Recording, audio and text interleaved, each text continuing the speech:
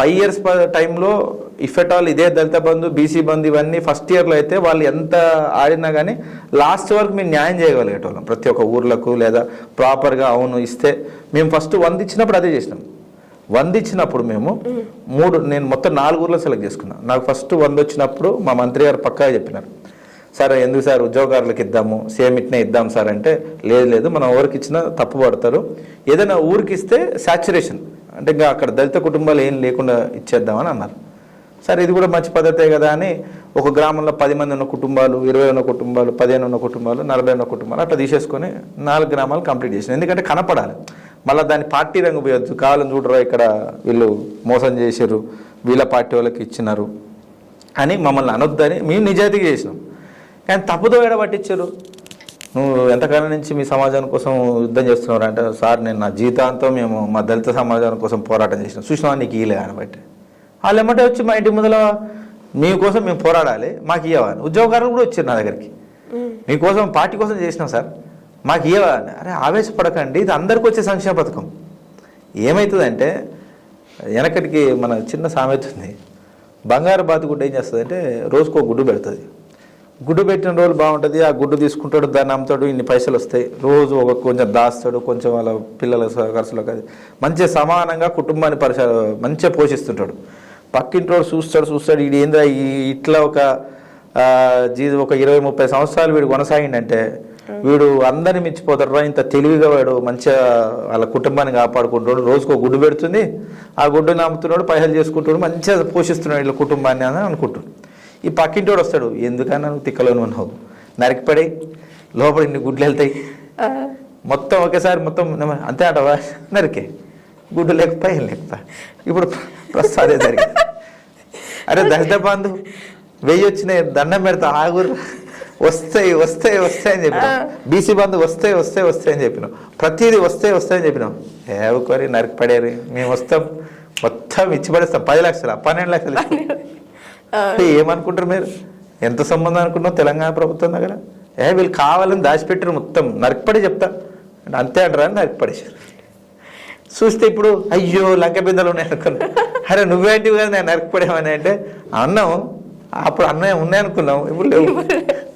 అంటే ఇప్పుడు ఏమైపోయిందంటే ప్రజల పరిస్థితి కూడా సేమ్ నా చిన్నప్పుడు చదువుకున్న కథ అది, అట్టే ఉంది ఇప్పుడు వాళ్ళ పరిస్థితి. కానీ బాధ అనిపిస్తుంది, ఎందుకంటే నిజంగా ఊర్లలో వెళ్ళినప్పుడు సార్కి ఇంకో మంచి ఆలోచన ఉండే. నేను చాలామంది ముస్లిం సోదరులకు చెప్పినాం, ఫస్ట్ దళితులు దాని తర్వాత మైనారిటీ సోదరులకే ఇస్తాడు. ఎవరైనా వెనుకబాటులో ఉన్నారంటే మొట్టమొదటిగా ఊర్లలో చెప్పుకునేది ఊరికి చివరన కానీ ఇంకా ఇబ్బంది పడుతున్న దాంట్లో ఎక్కువ సామాజికంగా ఇబ్బంది దళితులు ఎక్కువ ఇబ్బంది పడుతున్నారు. దాని తర్వాత క్రమంలో ఉన్నది మైనారిటీలే అని అంటాడు సార్. నిజంగా ఎక్కడ చూసుకున్నా కానీ ఇప్పటికీ మా కాన్స్టిట్యున్సీలో అయినా కానీ చిన్న రూమ్లలో ఎక్కువ ఫ్యామిలీస్ ఉంటాయి. వాళ్ళకు పాపం జీవనాధారం ఇప్పుడు దళిత సమాజ వర్గం లాగానే వాళ్ళకు కూడా ఎక్కడ పోయి పొలం పనులు చేసుకోలేరు, ఎక్కడ పోయి ఇది చేయలేరు వాళ్ళు. సో నిజంగా సార్ అన్నది కరెక్టే, కానీ ఆలోచన అన్నీ కరెక్టే ఉన్నాయి, కానీ మేబీ మా టైమింగ్ ఏమైనా మిస్ అయిందో చెప్పలేను. ఎందుకంటే వాళ్ళని ఓదార్చే టైం లేకపోయింది, పక్కనంగా పెట్రోల్ పోస్టర్లు ఎక్కువయ్యారు, మేము దాన్ని కవర్ చేసుకోవడానికే సరిపోయింది. తద్వారా వ్యతిరేకత ఇంకా బొంబాడైంది. అంటే ఇప్పుడు నా మీద పర్సనల్గా వ్యతిరేకత తీసుకురావచ్చు. చూసినారా నీకు ఎందుకు పెట్టిండ్రా అంటే, ఎందుకు పెట్టిండు అన్న అంటే, రోజు వాడు పోయి వాడి ఇంటికా ఉంటాడు రా, నువ్వు ఉంటావా ఉండవా, అందుకే నీకు ఇలే చాలు, ఈ మాత్రం చాలిగా నీ పెట్రోల్ పోసి అది బగ్గు అంటుంటే ఇక్కడ సరి చేసే లోపే ఇంకొక మాట, ఇక్కడ సరి చేసే లోపే ఇంకో మాట, వద్దు రోజు అన్నం పెడతా సరే ఏదైనా చేయరు కానీ ఇప్పుడు ఏ కొన్ని తర్వాత చేద్దాం. అయితే ఇవన్నిటికీ సరే అంటే ఒకటేమైందంటే ఇప్పుడు విమర్శించడం ఈజీ, ఓవరాల్గా సింగిల్ వర్డ్లో చెప్పాలి, విమర్శించడం చాలా సులువు. అందుకే విమర్శించాం, ఎప్పుడు కూడా కరెక్ట్ చేసుకుంటే ముందు పోవడమే. జరిగిపోయింది, ప్రజల్ని అట్లా తప్పుదో బట్టి ఎగడిగారు, బంగారు బాతుకుడు. సో జరిగిపోయింది, కానీ సంక్షేమ పథకాలు అయితే మంచిగా మళ్ళీ వచ్చినా ఇవి కొనసాగించాల్సిందే. కేసీఆర్ గారు అదే ఆలోచనతో ఉన్నారు. రేవంత్ రెడ్డి సర్కార్ ఇది ఎట్లాగో చేయదు చెప్తున్నా, ఇది ఒక చీకటి ఎరాగా దీన్ని ప్రజలు ముద్రిస్తారు. ఆయన ముఖ్యమంత్రి చేయడమే కానీ జీవితాంతం ఎందుకు చేసిందా అని బాధపడతాడు, ఆయన జీవితాంతం బతికినంత కాలం బాధపడతాడు.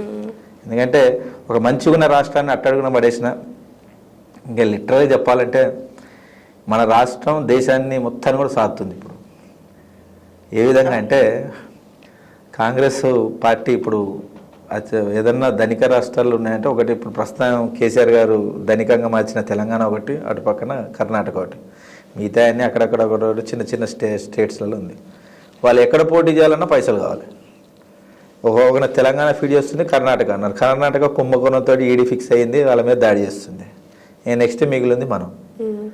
దీన్ని ముట్టుకోరు, ఎందుకంటే ఆయన కొంచెం బ్లడ్ లైన్ అక్కడి నుంచి వచ్చింది, ఆర్ఎస్ఎస్ నుంచి వచ్చింది. నీకు అనగాలని చెప్పి నీకు ఒక వాటా పంపిస్తా కానీ నన్ను ఏమనకనా అన్నట్టుండు. ఎందుకంటే మొన్న ఫారెన్లో 1000 కోట్లకు సంబంధించి వాళ్ళు ఏదైతే అగ్రిమెంట్ చేసుకుని వచ్చారో, మా పార్టీకి సంబంధించిన నాయకుడు కృషాంక్ ఢిల్లీ పోయి మరి ఈడీకి కంప్లైంట్ పెట్టి వచ్చిండు.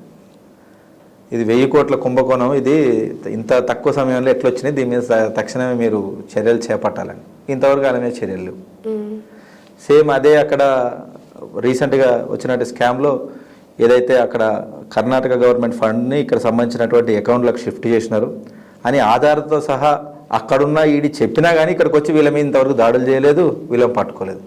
ఏం లేదు, ఇక్కడున్న సంపద మొత్తం కూడా దేశానికి బ్లాక్ మనీని మొత్తం అంటే తీసుకొని పనిచేస్తున్నాడు. సంపద అంటే అఫీషియల్ అమౌంట్ కాదు, ఇది అన్అఫీషియల్గా ఇక్కడ ఉన్న సంపదనంతా బెదిరించి తీసుకోవడం, కాంగ్రెస్ పార్టీని ఫీడ్ చేయడం జరుగుతుంది. తద్వారా నిజంగా చెప్తున్నా, మా బాధ అదే.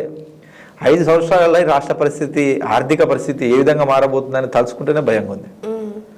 ఈ ఎక్కడ ఎండ్ అవుతుందో అర్థం కావట్లేదు, ఏ స్థాయికి తీసుకెళ్తారో అర్థం కావట్లేదు. కానీ చెప్తున్నా కదా, ప్రజలు మళ్ళొకసారి వీళ్ళ పేర్లు చెప్తే అరే మీరు ఇటు వస్తే మాత్రం తంతం రా అని చెప్పి ఇంకో 20-30 సంవత్సరాలు అంటే ఒక జనరేషన్ వెళ్ళిపోయే వరకు వీళ్ళని దగ్గర రానిరు, ఒక జనరేషన్ మారే వరకు కూడా వీళ్ళని దగ్గర రానిరు అవడు. మళ్ళీ వీళ్ళ మర్చిపోవడం కదా, మరపు అనేది ఉంటుంది. ఆ మరపు వచ్చి అంటే ఒక జనరేషన్ అంటే ఒక 25 సంవత్సరాలు 30 సంవత్సరాలు వీళ్ళు దగ్గరకు కూడా రానిరు. అంత దారుణాదిగా తయారు చేస్తున్నారు ప్రస్తుతానికి రాష్ట్రాన్ని. అందరూ ఇబ్బంది పడుతున్నారు. ఆయన ఏమైనా అంటే కేసులు పెడతారా అని భయం, కేసులు పెడతారా, తన్నిస్తారా, ఇదే భయం. నేను నా నియోజకవర్గంలో చూస్తున్నా. ఏమైందన్నా అంటే వద్దులే అన్న, వాళ్ళు కనిపిస్తే మళ్ళీ నాకు మా పిల్లలకి ఆ సంక్షేమ పథకం రానియారు, మొన్న వాడిని కేసు పెట్టారు. పోలీసులు కూడా ఇప్పుడు వాళ్ళు వివరిస్తున్న తీరు చూస్తే చాలా బాగా ఉంది. నేను సవాల్ విసురుతున్నా, నేనున్నప్పుడు ఉన్నటువంటి పోలీస్ ఆఫీసర్లని నేను ఏ రోజు ఇన్వాల్వ్ కాలేదు, ప్రామస్మృతి ఎప్పుడు ఇన్వాల్వ్ కాలేదు. ఒక పిల్లవాని మీద నేను ఎప్పుడు కేసు కానీలే, ఒక పిల్లవాని మీద, చదువుకునే పిల్లవాని మీద ఎప్పుడు కేసు కానీలే. ఎవరైనా నిజంగా పెద్ద తప్పు చేస్తున్నట్టు కొంచెం కూర్చోబెట్టి పంపి పనిష్మెంట్ లాగా, కానీ కేసులు మాత్రం కానీ. సపోజు నిజంగానే భూతగాదాలలో కొట్లాడుకున్నారు, ఆవేశం అగ్రెసివ్ ఉంటుంది, తలలు వాళ్ళు కొట్టుకుంటారు అని అంటారు. తండ్రి ఉంటాడు, పెద్ద పిల్లలు ఉంటారు, అవతల పిల్లలు ఉండి కొట్టుకుంటారు. నేను ఏమన్నది, పిల్లల్ని ఎరికియకండి. వాళ్ళు తెలిసే తెలకు ఆవేశం ఉడుకురత్తంతో మా నాన్న అంటాం కొడతాడు, అవతలానికి కుట్లు పడతాయని. కాబట్టి తండ్రులు ఉంచాడు. ఈ పిల్లలు అవసరమైతే 1 రోజులు కూర్చోబెట్టి స్టేషన్లో కూర్చోబెట్టి పనిష్మెంట్ ఇయ్యరు. ఇట్లుంటారు మీ అవతారాలు, స్టేషన్లో కూర్చోబెడితే మీరు మంచిగా చదువుకునేరని నేను పర్సనల్గా వాళ్ళకి ఎన్నోసార్లు రిక్వెస్ట్ చేసిన, సార్ పిల్లల మీద చేయకండి సార్ అని. ఇప్పుడు కావాలని పంచాయతీలు పెట్టడం, చదువుకునే పిల్లల మీద కేసు చేస్తున్నారు. బాధ అసలు పిల్లల్ని అడ్డగోలుగా వాళ్ళు వ్యవహరిస్తున్న శైలి నచ్చట్లే. స్టేషన్లో పోతే బూతులు తిడుతున్నారు అంటే ప్రూఫ్ ఎట్లా చూపించగలుగుతాం? తెలివి బాగా నేర్చారు పోలీసు వాళ్ళు కూడా. అదే వాని ఫోన్లో గుంజుకోర్రా, ఘోరం కొట్టినారు, అదే కొడుతున్నారంట సార్ వదిలేరా అంటే వాడు బూతులు మాట్లాడండి సార్ వచ్చారు. సార్ నేను మాట్లాడలేదు సార్, ఎవడన్నా ధైర్యం ఉండదు లౌడ్ పోయి. అంటే ఇన్ని రోజులు మేము పరిపాలించినప్పుడు కూడా తిట్టలేదు, కానీ ఇలా అంటే తిడుతున్నారంట. కనిపిస్తుంది స్పష్టంగా, ప్రజలకు అన్నీ తెలుస్తున్నాయి. చెప్తున్నాగా 5 సంవత్సరాల తర్వాత మళ్ళీ జీతాలు ఇలా దగ్గర రానియరు. Hi, this is Swathi. Like చేయండి, షేర్ చేయండి, కమెంట్ చేయండి అండ్ సబ్స్క్రైబ్ చేయండి GR TV. Hi, this is Monica. Please like, share and subscribe GR TV.